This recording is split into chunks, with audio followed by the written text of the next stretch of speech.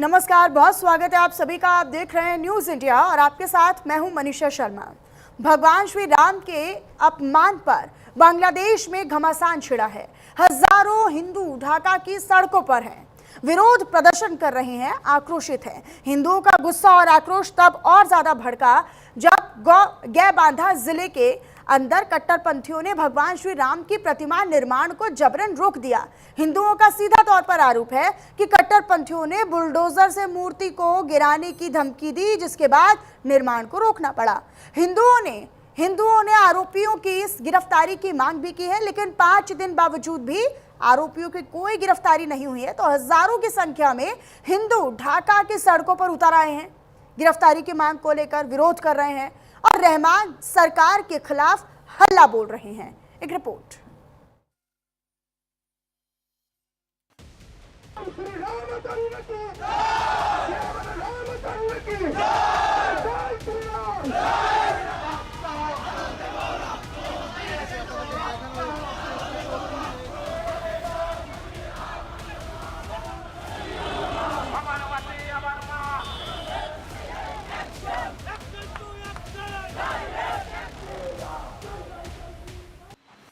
हाथों में मशाल, आंखों में आक्रोश और जुबान पर जय श्री राम के जयकारे।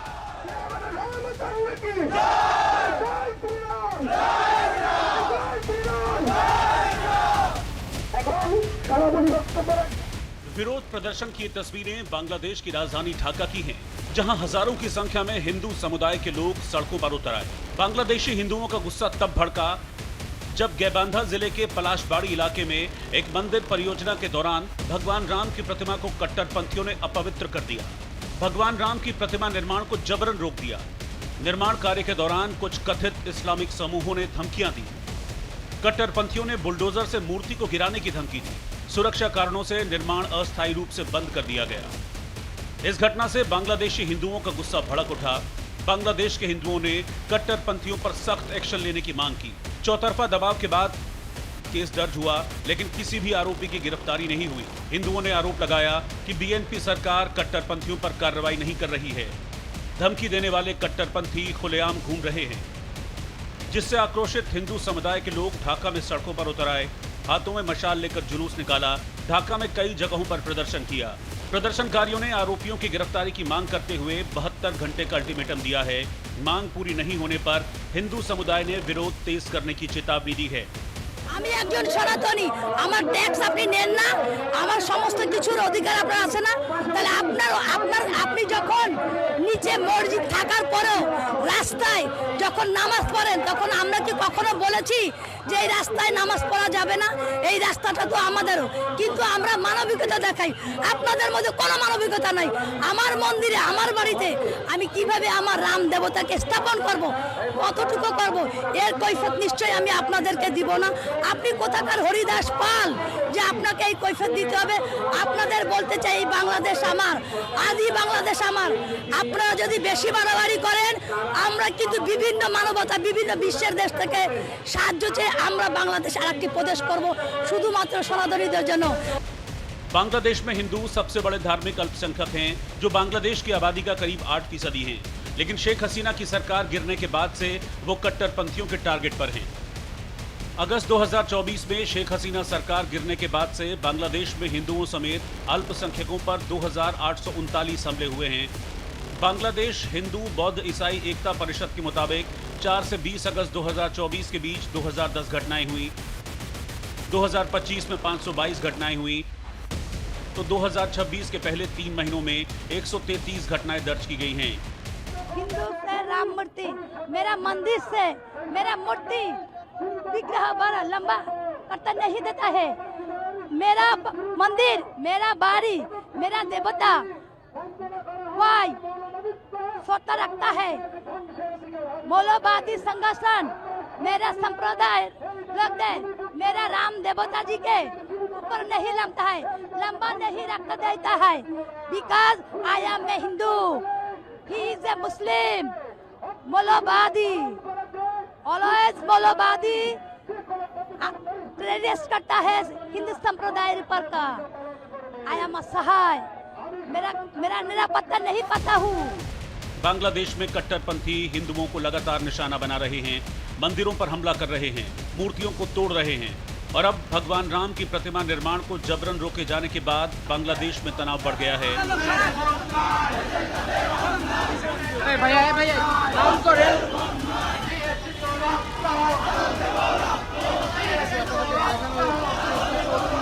बांग्लादेशी हिंदुओं ने चेतावनी दी है कि 72 घंटे में कट्टरपंथियों की गिरफ्तारी नहीं हुई तो बांग्लादेश के हर जिले में विरोध होगा। सभी जिलों में राम मंदिर निर्माण अभियान शुरू होगा और हिंदुओं पर हमले बर्दाश्त नहीं किए जाएंगे। Bureau report, news India.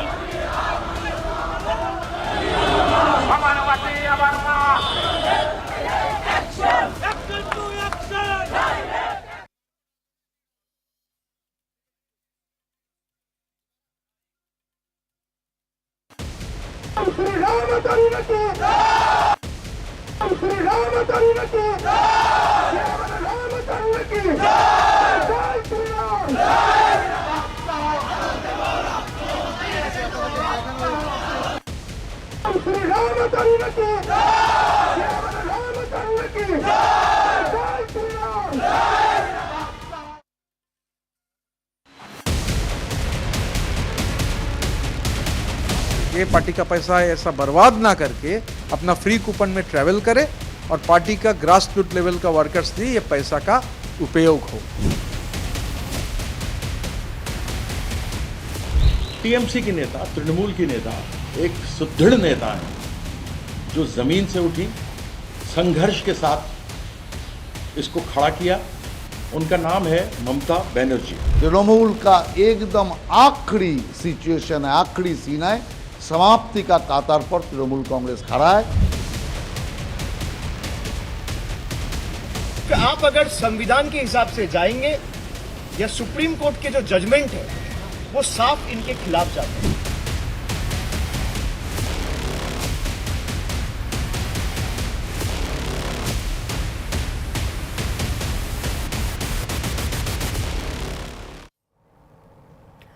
Bengal के सत्ता हाथ से जाने के बाद ममता बनर्जी की मुसीबत बढ़ती जा रही है। पहले विधायक और सांसद बागी हुए, जो साए की तरह साथ थे वो किनारा करते चले गए और अब वही पुराने साथी ममता की मुश्किलें बढ़ा रहे हैं। ममता के करीबी रहे बंगाल के पूर्व मंत्री अरूप विश्वास ने खुद को टीएमसी का कोषाध्यक्ष बता दिया है और कोषाध्यक्ष बताते हुए एचडीएफसी बैंक को चिट्ठी लिखकर टीएमसी के अकाउंट को फ्रीज किए जाने की मांग कर दी है।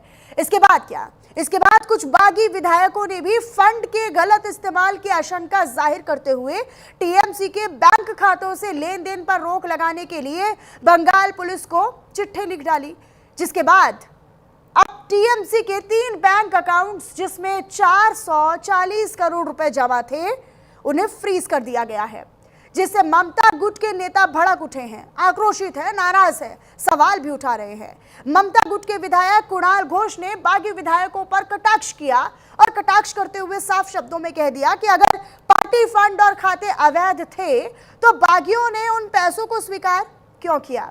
उन्हीं पैसों के दम पर चुनाव क्यों जीता गया?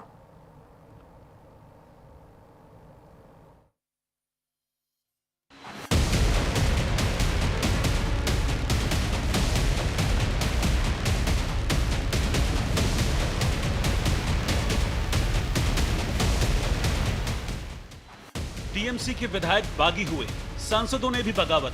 ममता के साथ साए की तरह रहने वाले नेता छिटकते चले गए और अब इन्हीं बागियों ने टीएमसी चीफ को 440 करोड़ का झटका दिया है। बागी विधायकों की शिकायत और पूर्व मंत्री अरूप विश्वास की चिट्ठी के बाद एचडीएफसी बैंक ने टीएमसी के 3 बैंक खातों को फ्रीज कर दिया है। पूर्व मंत्री अरूप विश्वास ने खुद को पार्टी का कोषाध्यक्ष बताते हुए एचडीएफसी बैंक की सेंट्रल प्लाजा शाखा को पत्र लिखकर टीएमसी के खातों से सभी वित्तीय लेन देन रोकने की मांग की थी। इस चिट्ठी में विश्वास ने बैंक से कहा है कि जब तक पार्टी पर कंट्रोल का मामला सुलझ नहीं जाता तब तक खातों में कोई बदलाव नहीं होना चाहिए, यानी न तो कोई पैसा निकाला जाए और न ही खाता ऑपरेट करने के अधिकार में कोई बदलाव किया जाए। इसके बाद तृणमूल के बागी खेमे के कुछ विधायकों ने भी विधाननगर पुलिस की साइबर सेल को पत्र भेजकर पार्टी के खातों को फ्रीज करने की मांग की। पुलिस ने इस मामले की जानकारी बैंक को दी, जिसके बाद बैंक ने तीनों खातों को फ्रीज कर दिया है। यानी एचडीएफसी बैंक में मौजूद तृणमूल कांग्रेस के 3 अकाउंट से ममता बनर्जी और उनके भतीजे अभिषेक पैसे नहीं निकाल पाएंगे। हम लोग सोचे थे चुनाव में हार जाने के बाद थोड़ा होश ठिकाना लगेगा, थोड़ा नीचे आएंगे, अभी भी बैलून होकर ऊपर उड़ रहे हैं। थोड़ा अभी हम लोग गुजारिश करेंगे कि वो चार्टर्ड फ्लाइट ना चढ़ के पार्टी का पैसा ऐसा बर्बाद ना करके अपना फ्री कूपन में ट्रैवल करे और पार्टी का ग्रास रूट लेवल का वर्कर्स दी ये पैसा का उपयोग हो। टीएमसी के खजाने पर बागियों ने दावा ठोक दिया है। टीएमसी की तिजोरी पर अपना अधिकार जता दिया है। तृणमूल कांग्रेस के पास कुल 1081.78 करोड़ की संपत्ति है। इसमें से 625.78 करोड़ रुपए बैंक में है, 250.77 करोड़ रुपए का निवेश है और 50 करोड़ रुपए कैश है। टीएमसी ने इन पैसों की जानकारी चुनाव आयोग को सौंपी गई 2024-25 की ऑडिट रिपोर्ट में दी थी, लेकिन बंगाल की हार और बगावत के बाद ममता के इस खजाने पर बागियों ने खेला कर दिया। टीएमसी के 3 बैंक अकाउंट को फ्रीज करा दिया। देखिए तो इन्वेस्टिगेशन होगा तभी पता चलेगा। अभी तो मुझे लगता है कि बोलना बहुत it will be too early.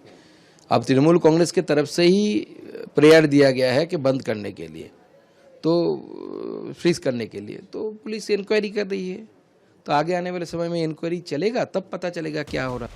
TMC के 3 बैंक अकाउंट के सारे ट्रांजैक्शन फिलहाल रोक दिए गए हैं और इसी बीच बागियों के खिलाफ ममता बनर्जी ने आर पार का मन बना लिया। टीएमसी के बागी सांसदों के खिलाफ एक्शन की मांग को लेकर ममता बनर्जी के भतीजे अभिषेक बनर्जी लोकसभा स्पीकर से मिले। अभिषेक ने मांग की कि बागी सांसदों ने पार्टी विरोधी गतिविधियां की हैं, एक अलग गुट बनाने का दावा किया है, इसीलिए उन्हें अयोग्य घोषित किया जाना चाहिए। उन्होंने तर्क दिया कि दल बदल कानून के तहत किसी भी विलय के लिए पार्टी के मूल संगठन का विलय और 2/3 विधायकों और सांसदों का समर्थन जरूरी है, जो इस मामले में पूरा नहीं होता। इसीलिए बागी सांसदों की मेंबरशिप रद्द होनी चाहिए। सुप्रीम कोर्ट के फैसलों का हवाला देते हुए उन्होंने स्पीकर से अनुरोध किया कि इस मामले में जल्द से जल्द फैसला लिया जाए। Of Trinamool Congress, I have submitted 20 different disqualification petitions. मैं एक आपको दिखाता हूं। ऐसे 20 disqualification petitions, मुझे नहीं लगता इंडिविजुअल disqualification petitions पिछले कई साल में सदन में किसी ने फाइल किया है। कुछ कलेक्टिवली फाइल हुआ है। 20 सांसद के खिलाफ डिस्क्वालिफिकेशन पिटिशंस आज अध्यक्ष जी के पास हम लोग जमा दिया है कि अगर आप सदस्यता पद छोड़ के कहीं और जाते हो, जो आप में से कई लोग मीडिया में बोला है, और ये मर्जर इनवैलिड है, both are enough to disqualify you from your membership in the house. इसके साथ ही अभिषेक बनर्जी ने टीएमसी के बागी सांसदों को सीधी चुनौती दी है कि वो पद से इस्तीफा दें और फिर चुनाव लड़कर दिखाएं। पिछला 1-1.5 महीना का जो राजनीति है, जिस तरीके से पार्टी को तोड़ा जा रहा है, और आप खाली बंगाल में नहीं, अभी महाराष्ट्र में भी आप देख रहे हैं कि एक बार शिवसेना को तोड़ दिया गया, शिवसेना का 2 टुकड़ा किया गया, फिर दूसरे टुकड़े का और एक टुकड़ा बनाया जा रहा है। तो हमने अपना केस स्पीकर साहब के सामने रखा है और अध्यक्ष जी को हमने ये अनुरोध किया है कि जल्द से जल्द इस पे आप कार्रवाई करें, दोनों पक्ष को सुने, क्योंकि आप अगर संविधान के हिसाब से जाएंगे या सुप्रीम कोर्ट के जो जजमेंट है वो साफ इनके खिलाफ जाते। बागियों को अभिषेक बनर्जी भले ही चुनौती दे रहे हों, लेकिन ये विवाद अब सिर्फ विधानसभा या संसद में ताकत दिखाने तक सीमित नहीं रहा, बल्कि बगावत का असर संगठन पर कंट्रोल, पैसों और पार्टी के स्ट्रक्चर पर मालिकाना हक जैसे मुद्दों तक पहुंच गया है। सवाल है कि अब आगे क्या होगा? टीएमसी की तिजोरी पर किसका अधिकार होगा? क्या ममता से टीएमसी चीफ का तमगा भी छिन जाएगा? Bureau report, news India.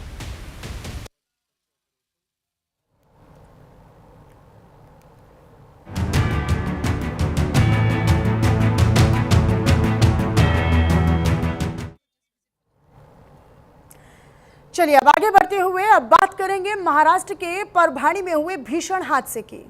Parbhani के मारुति मंदिर में, हनुमान मंदिर में एक बड़ा हादसा हुआ। मंदिर के सामने बना सभा मंडप अचानक भरभराकर नीचे गिर पड़ा। इस हादसे में 6 लोगों की मौत हो गई है, जबकि 20 से ज्यादा लोग गंभीर रूप से घायल हैं। एक रिपोर्ट आपको दिखा देते हैं।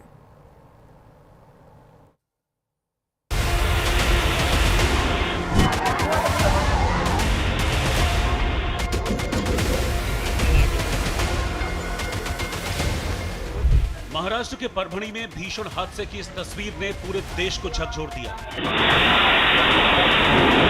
परभणी के हनुमान मंदिर में हादसे के खौफनाक मंजर को देखकर दिल दहल गया।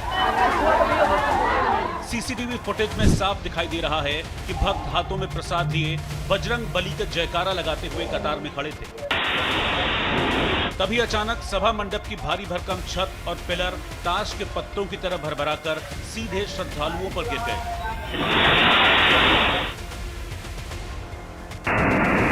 पल भर में मंदिर परिसर मलबे के ढेर और चीख पुकार में तब्दील हो गया। इस हादसे में 7 लोगों की मौके पर ही मौत हो गई, जबकि 20 श्रद्धालु गंभीर रूप से घायल हो गए। ये जो पूरी घटना हुई है, ये मंदिर का पूरा काम चालू था, इन कंस्ट्रक्शन वर्क था ये। अच्छा। हाँ, तो इस वजह से, लेकिन घटना में कितने लोग घायल हुए? इस घटना में 10 से 15 लोग घायल हुए और शायद डेथ का आंकड़ा 5 से 6 है अभी। एग्जैक्ट नहीं बता सकते क्योंकि किसी की ट्रीटमेंट चालू है, किसी की कंडीशन सीरियस है। घटनास्थल पर मौजूद स्थानीय लोगों ने अपनी जान की परवाह न करते हुए राहत और बचाव का काम शुरू किया। कई लोगों को मलबे से बाहर निकाला गया। खबर मिलने पर प्रशासन की टीम भी मौके पर पहुंची और जेसीबी के जरिए पिलर और कंक्रीट के स्लैब को हटाने का काम शुरू हुआ। यहाँ पूरी हमारी टीम थी, यहाँ के पूरे गांव वाले थे। हमारे पास का गांव है, हमारा गांव है जो, और यहाँ के पूरे जो सरपंच थे, पुलिस पाटिल वगैरह, ये सब लोग थे। और ये मंदिर कमेटी के जो बहुत सारे लोग थे, इन सभी ने हम सबकी मदद से और पूरे भावी श्रद्धालुओं की मदद से सभी पत्थर को लिफ्ट करे आके, यहाँ के जो भी अंदर आदमी, औरतें, बच्चे वगैरह सब कुछ फंसे हुए थे, उनको लिफ्ट करा के हॉस्पिटल तक पहुंचा दिया है। मलबे से निकाले गए लोगों को अस्पताल में भर्ती कराया गया है, जहां 3 से 4 लोगों की हालत गंभीर बताई जा रही है। घायलों में से कई लोगों के सिर, छाती और पैरों में गंभीर चोटें आई हैं। सवाल है कि यह हादसा किसकी लापरवाही से हुआ है? कैसे मंदिर का मंडप ताश के पत्तों की तरह बिखर गया? और सवाल ये भी है कि श्रद्धालुओं की मौत का गुनहगार कौन है? Bureau report, news India.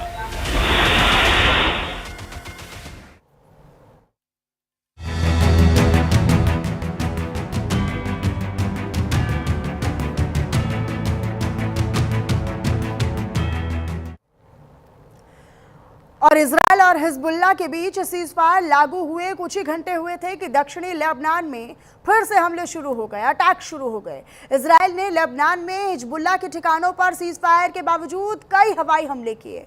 इस हमले में 16 लोगों की मौत हो गई है, 16, जिससे ईरान भी भड़क उठा है। लेबनान पर जारी हमलों से नाराज ईरान ने फिर से हॉर्मुज स्ट्रेट को बंद कर दिया है। साथ ही चेतावनी भी दे दी है, अल्टीमेटम भी दे दिया है कि लेबनान पर हमला जारी रहेगा तो आगे और भी सख्त कदम उठाए जाएंगे। एक रिपोर्ट।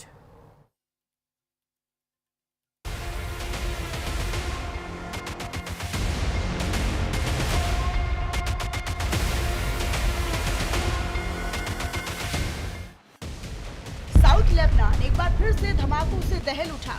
इजराइल के हवाई हमले ने हिजबुल्लाह के ठिकानों को धुआं-धुआं कर दिया।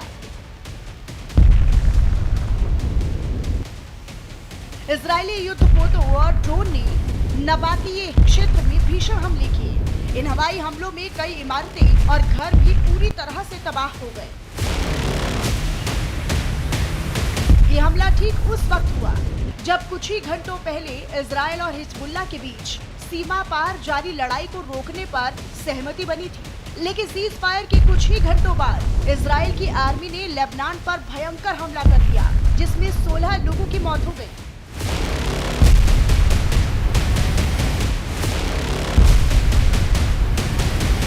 इजराइल के इस भीषण हमले के बाद सबसे बड़ा संकट उस शांति समझौते पर मंडराने लगा है, जिसे अमेरिका और ईरान ने मिलकर बड़ी मुश्किल से तैयार किया था।